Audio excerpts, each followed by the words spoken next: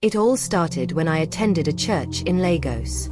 It was a big place of worship, and its foundation was rooted in testimonies and prosperity.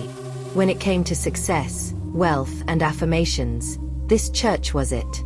I went there to see what the fuse was all about, and as soon as I stepped in, I was blown away by the white pillars, the marble flooring, and the lighting that made the stage look like a gateway of an expensive show. Not that I had not experienced luxury at its finest, but still I was impressed with its architecture. The multitude seated was an impressive sight. I mean, who does not love the sight of wealth? It was the perfect hunting ground for me. There was something that struck me as I took my seat. I could not deny there was an essence of God's presence, but it was not as strong as it should be. I smiled in delight. This was going to be easy, and I was going to cause as much havoc as possible. Before I delve deeper into my story, who am I? I do not wish to tell you my name, but I give you a little snippet of my background. I came from an average home. Mother died, then father joined her after a few years. I had no siblings. Soon after that, I was taken to live with my aunt, who was good to me till she initiated me into witchcraft. There is not much to my story, only that I have an unquenchable thirst for power, and I gathered that through whatever means possible. I am part of a big and powerful cult. Our major assignment is to lead people astray. Our targets were big churches, and how we did that was easy. We burrowed our way through its roots. Dining and seducing the pastors and elders of the church was routine at this point. Most of them desired a full congregation and power to perform miracles. Like I said, it was easy. With this church in particular, I could tell that it had been infiltrated long ago. I was just there to see the work of our hands. And when I tell you, my heart leaped for happiness seeing the pastor dwell on wealth, barely even referencing the Bible. I stood, waving my hands as if I caught the Holy Spirit. "Yes, Pastor, preach on," I shouted with the rest, as he started to proclaim favor and blessings. Any result is a win, as long as it doesn't lead people to God. That was the goal. We were taught the art of masking ourselves, feigning the right emotions, and saying the right things. It was very hard for anyone to see the spirit I harbor, not unless you have the spirit of discernment. I was there, absorbing it all, watching my environment and looking for who to target and devour. That's when he caught my eye. A young dark-skinned man, in his mid-30s, alongside a beautiful fair-skinned woman, and I could tell they were married. There was God's shield over them, and though the church lacked substance, there between them was a light that I do not see too often. I narrowed my gaze on them, and I felt the need to break them apart, but I could not attack them because I do have legal grounds.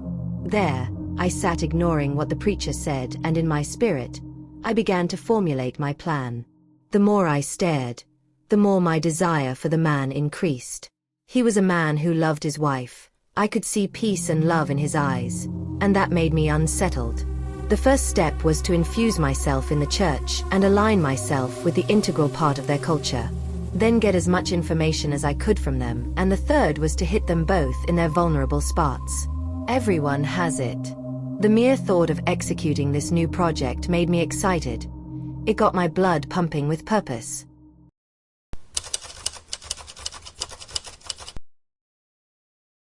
It was so easy to join the choir. Being easy on the eyes has its benefits. Falsifying my background story was easy. I fed them the lie of how God saved my life. I became a reference in one of the morning sermons on how God can prosper one. The story was so moving that the church celebrated me.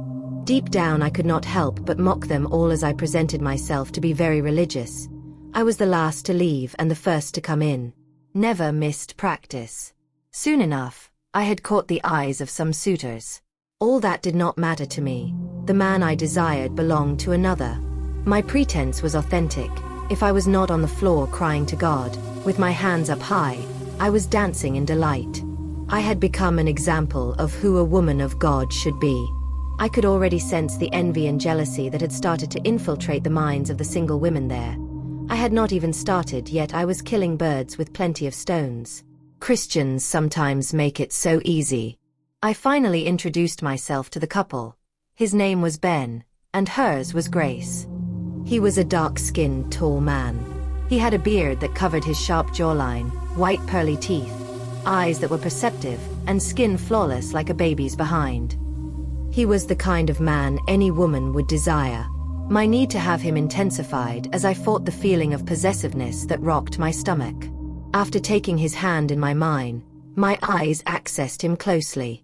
I did my best not to get carried away in his presence, and slowly I turned to meet Grace's stern gaze.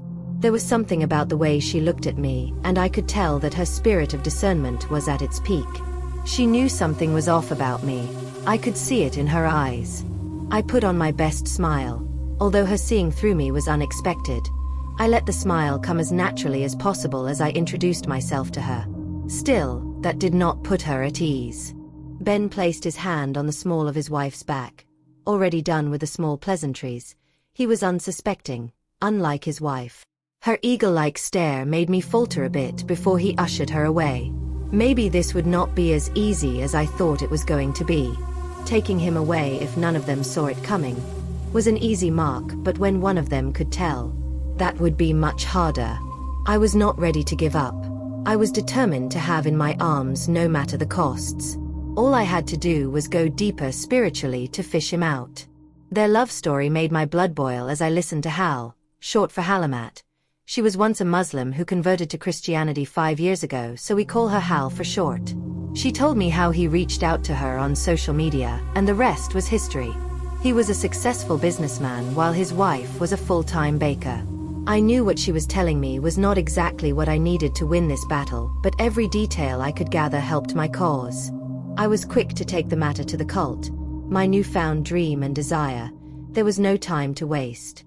I was beyond livid when they warned me to stay clear of them, that their home had been fortified by the presence of God. What do you mean? I asked in disbelief. Find another target, the chair leader said. He was a 50-year-old man, who looked way older than his age. He had amassed power and wealth that he had no family left at this point. He killed them all. But he is the one I want. I persisted. I have never seen you deny me of my request. Why start now? Because the God you and I know, do not joke about his people. This people cannot be cursed. They are blessed already. You are a beautiful woman. You can find any man of your choice. We have touched Christians before. Why are they different? They leave no room for sin, so we have no legal ground to inflict anything upon them, he said. I have a very bad feeling that this will blow up in our faces if we are not careful, he said grimly. I knew that expression all too well. I had never been denied the man I wanted. I had always had my ways no matter who they were. I knew of this mighty God, but I had never crossed him to know of his wrath. Many had even died trying or either switched sides, but I was careful to walk on the safe lines, but this time, I was willing to take the risk. What do I need to do? I asked, determined.